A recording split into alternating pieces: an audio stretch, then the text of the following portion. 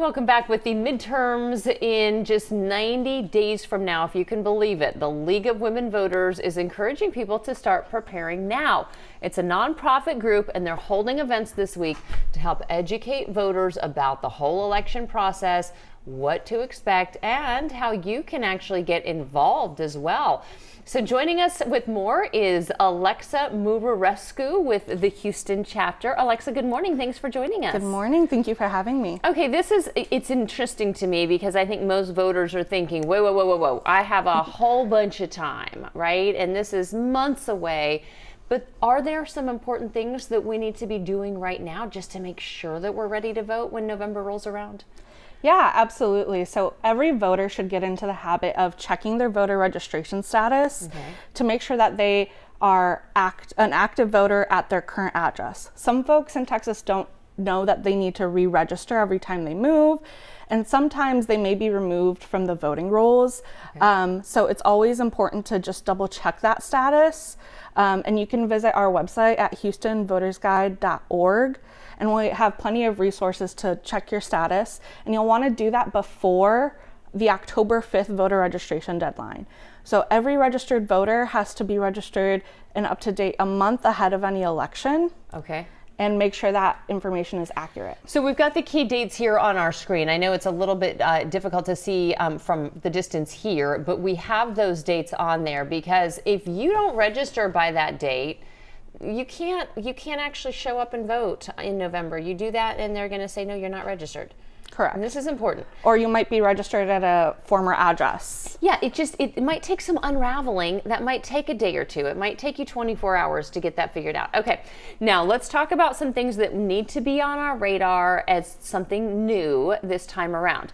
Texas recently adopted some new requirements for the wording on some local ballot measures. So what advice do you have for voters when it comes to researching local propositions? Because I think when we get to the ballot, sometimes there's so many words in there that you're thinking, wait, what am I voting for here? Yeah, absolutely. I think it's important that every voter checks trusted sources that can help break some of that down for them. The League is a nonpartisan voter registration and education organization. So we are one of those trusted nonpartisan sources. And for every election, we put together a nonpartisan Houston Voters Guide, which will be available for print all across the community, as well as online at houstonvotersguide.org. So does it help when it comes to the propositions? Because I do feel like they can be overwhelming when we try to figure out the wording. That would be a good guide to go through and look at that beforehand.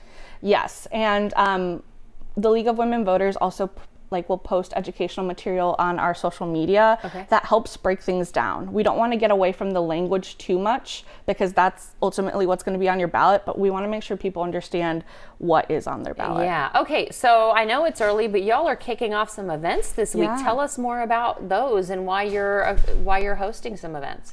Yeah, so the League of Women Voters nationally has organized a day of action this Saturday, August 8th, and leagues across the country will be participating in activation. So those are voter registration events, rallies, educational events across over 350 communities, both to celebrate the 61st anniversary of the Voting Rights Act and recognize that we have made a lot of progress, but there's still a long way to go, especially as we head into the midterm election.